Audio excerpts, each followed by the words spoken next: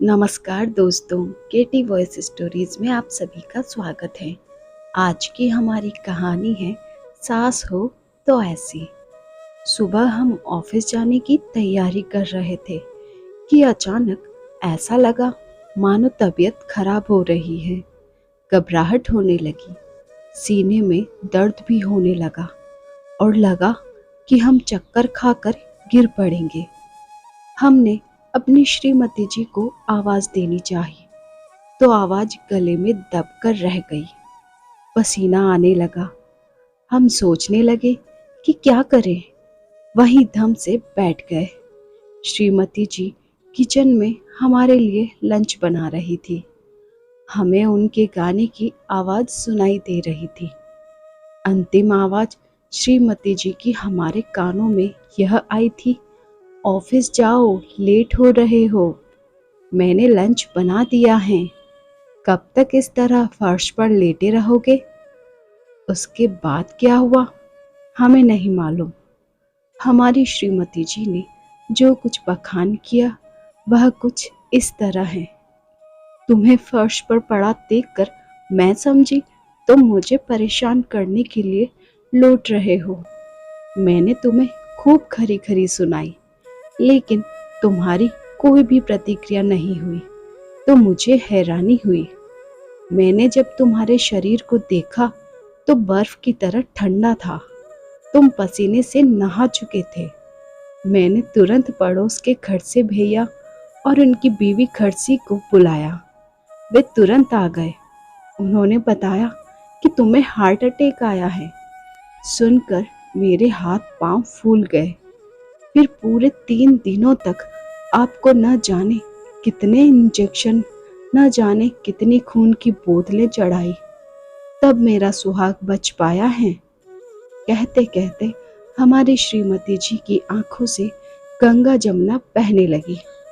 हमने बिस्तर पर पड़े पड़े ही कहा, क्यों रोती हो? हमारे नहीं रहने पर तुम्हें अनुकंपा नौकरी मिल जाती, फंड का रुपया रिफंड हो जाता, बीमे के रुपए मिल जाते, अच्छा था, तुम्हें चैन मिल जाता।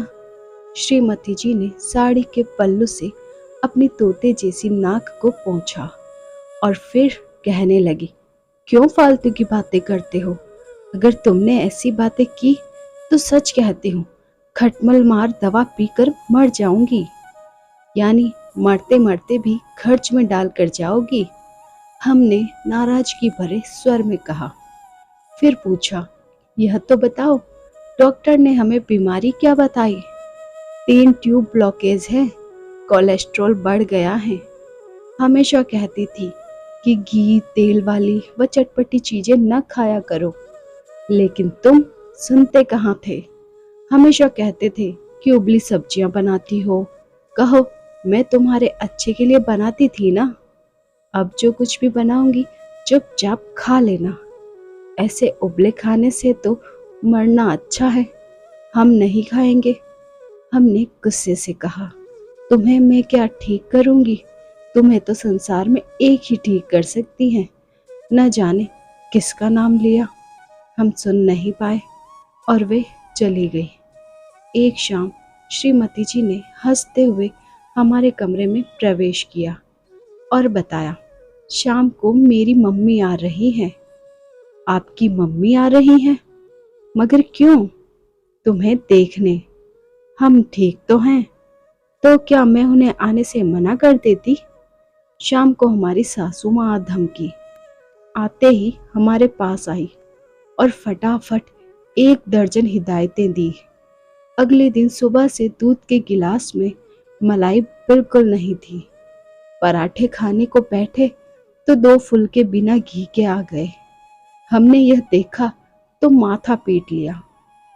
यह सब परोसने के लिए हमारी सासू माँ मौजूद थी।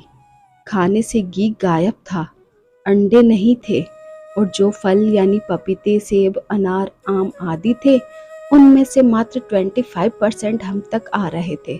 शेष 75% के छिलके हमने अपनी सासू माँ के बेडरूम में रखी डस्टबिन में देखे।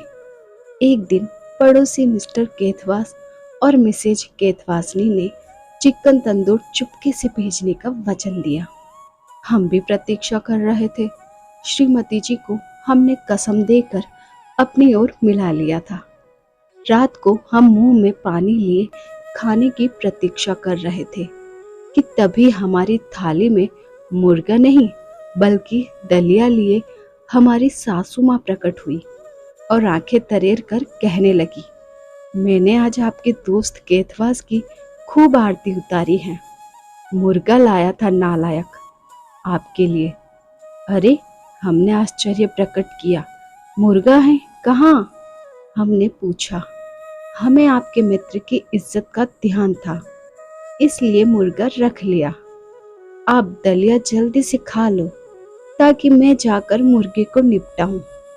हमने आंखें बंद करके दलिया खाया, पानी पिया और अपनी किस्मत पर बिसूरते हुए सो गए। हमारी सासू माँ ने पूरा मुर्गा और बटर को निपटाया। यह सिलसिला महीने भर तक चलता रहा। डॉक्टर ने चेकअप किया, रक्त परीक्षण किया और श्रीमती जी को बधाई दी।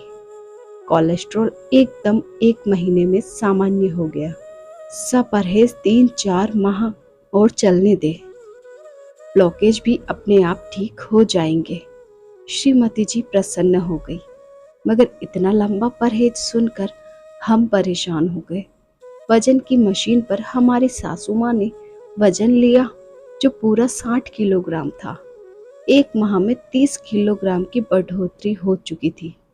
सच में हमारी सासू माँ के गालों पर लाली आ गई थी। माशाअल्लाह, हेल्थ भी अच्छी हो गई थी।